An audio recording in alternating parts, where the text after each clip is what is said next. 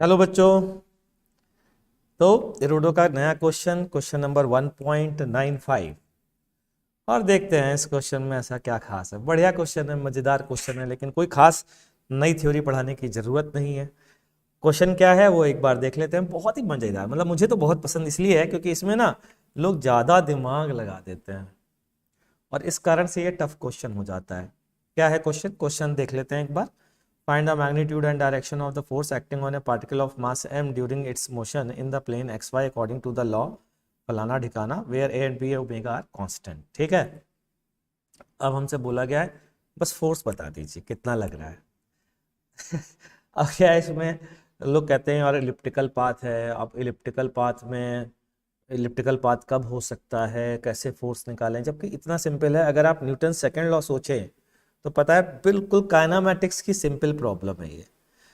Position vector आपको दिया है A sine omega t i cap plus B cos omega t j cap और इसके बाद आपको निकालना है केवल एक्सेलरेशन, कैसे? दो बार डिफरेंशिएट करके और मास का मल्टीप्लाई कर देना है। लीजिए साहब, हो गया फोर्स। है ना बकवास क्वेश्चन एकदम। चलिए देख लेते हैं एक बार। तो वेलोसिटी की वैल्यू बच्चों D R by D T.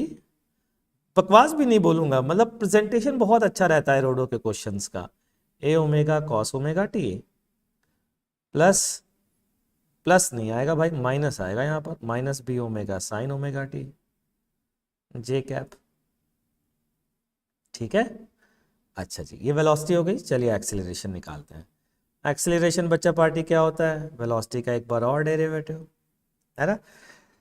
एक बार और डेरिवेटिव लेंगे तो क्या आएगा? कॉस ओमेगा टी का वापस से माइनस आएगा बच्चों की? नहीं आएगा, ये आएगा minus a omega square sine omega t i cap.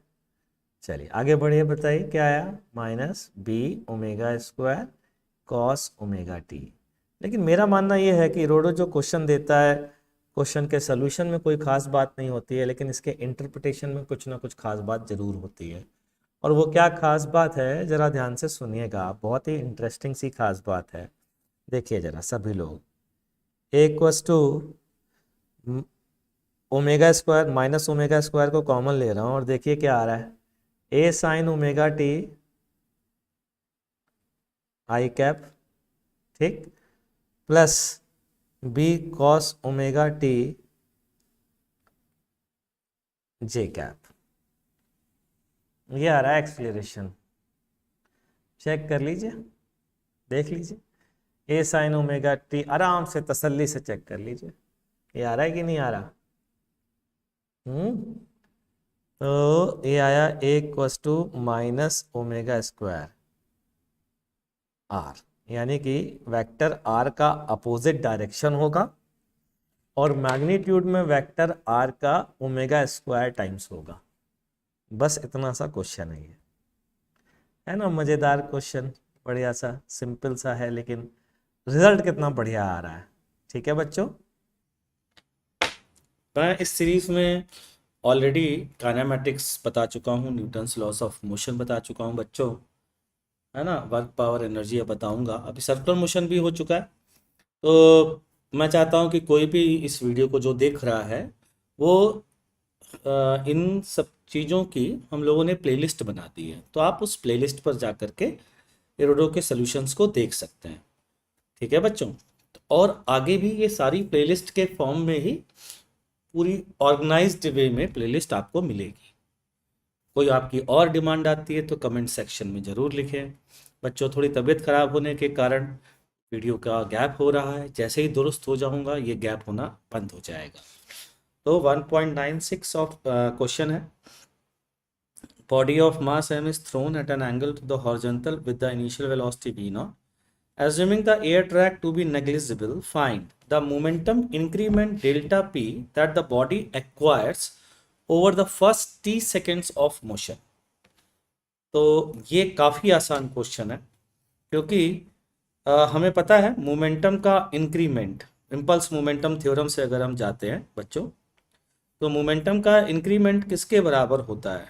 तो मुझे याद है इम्पल्स एफ डेल्टा टी, या फिर अगर फोर्स कांस्टेंट नहीं होता तो इंटीग्रल एफ डी टी इसको लिखते हैं बच्चों ना। ये बराबर होता है किसके? चेंज इन मोमेंटम के, मोमेंटम इंक्रीमेंट के। अब इन्होंने मोमेंटम का इंक्रीमेंट पूछा है और बच्चों देखो इन्होंने टाइम टी दे दिया है, तो ये बहुत आसान क्वेश्चन हो गया। क्यों? क्योंकि प्रोजेक्टाइल ग्रेविटेशनल फोर्स की प्रेजेंस में है, तो जो इस पे लगने वाला फोर्स है वो है mg, ठीक, और कितने टाइम के लिए? टी टाइम के लिए। बस इतना ही क्वेश्चन था, ये आंसर है ए पार्ट का, खत्म। कितना सिंपल ना। बी पार्ट पे आ आते हैं। अगर आपने मोमेंटम में वाकई में इंक्रीमेंट निकालने की कोशिश करी तो सोचो ये कितना टफ हो जाएगा। आप टी टाइम पर पहले वेलोसिटी निकालेंगे और उसके बाद चेंज इन मोमेंटम निकालेंगे, लेकिन ध्यान से देखें तो ग्रेविटेशनल फोर्स मतलब इम्पल्स मोमेंटम थ्योरम से तो ये क्वेश्चन खट से हो जाता है। बी पार्ट और अच्छा है बच्चों, the modulus of the momentum increment delta P during the total time of motion. ये और भी बढ़िया क्वेश्चन है, ये और भी बेहतरीन क्वेश्चन है। ये बेहतरीन क्यों है? उसका कारण है। कारण ये है बच्चों कि टोटल टाइम ऑफ फ्लाइट की वैल्यू होती है टी इक्वस टू, मैं याद दिलाता हूं आपको, 2u sine theta by g, या फिर two twice of vertical component of velocity, initial velocity by g, ये होता है। अब इसको हम कैसे लिखे साहब? तो मैं आपका बहुत आसान है कि कैसे, कि बड़ी सिंपल सी चीज है भाई। अगर आपको u साइन थीटा कंपोनेंट चाहिए, ये कंपोनेंट चाहिए, तो ये थीटा, ये u साइन थीटा, क्या मैं कह सकता हूं u sine theta is the component opposite to the direction of vector g? ये कहा जा सकता है, क्योंकि थीटा वगैरह तो दिया नहीं बच्चों, है ना। हमें तो सिर्फ और सिर्फ initial velocity v not the गई है, जिसको मैं u ले रहा हूं, ठीक, वेक्टर फॉर्म में दी है, इसका ध्यान रखिएगा। तो मैं कहा अच्छा इसको यूं लिख सकता हूं, इसका मतलब गुरुजी टू, ध्यान से सुनना, वह हमें स्केलर प्रोडक्ट में ये पढ़ाया गया है, माइनस यू मतलब v not dot g cap divided by g. कि है कि ये क्या? अरे भैया वी नॉट जी कैप होगा, वी नॉट जी कैप होगा वी का वो कंपोनेंट जो जी के अलोंग है, मतलब निगेटिव, और इसका भी माइनस कर देंगे तो वी नॉट साइन थीटा आ जाएगा जो हमें चाहिए। ये हो गया टाइम। अब टोटल टाइम ऑफ फ्लाइट में कितना चाहिए? टाइम का मल्टीप्लाई कर देते हैं, आंसर आ गया। तो डेल्टा पी टोटल जो आएगा बच्चों वो आएगा mg वेक्टर, ठीक है, पॉजिटिव होगा कि नहीं होगा, है ना, और ये भी पॉजिटिव है ध्यान रखना, इनटू सिंपल टी।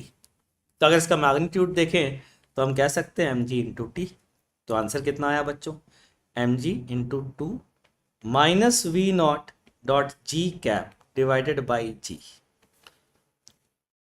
ये आंसर है। आप चाहें तो जी को कैंसिल कर सकते हैं और आंसर लिख सकते हैं minus of twice of m v not dot g cap को लिखने के तरीके हो सकते हैं जी वेक्टर अपॉन जी, आप इसको यूं भी लिख सकते हैं। ये आंसर है बी पार्ट का, है ना इंटरेस्टिंग। तो देखिए पूछने मतलब वही सेम क्वेश्चन जो चलता आ रहा है, लेकिन इसको पूछने का स्टाइल देखिए, वेक्टर फॉर्म में आपसे पूछा गया है। ठीक है बच्चों, तो उम्मीद करता हूँ आपको मज़ा आया होगा, आपको समझ में आया होगा। मिलते हैं नेक्स्ट क्वेश्चन के सॉल्यूशन के साथ। धन्यवाद।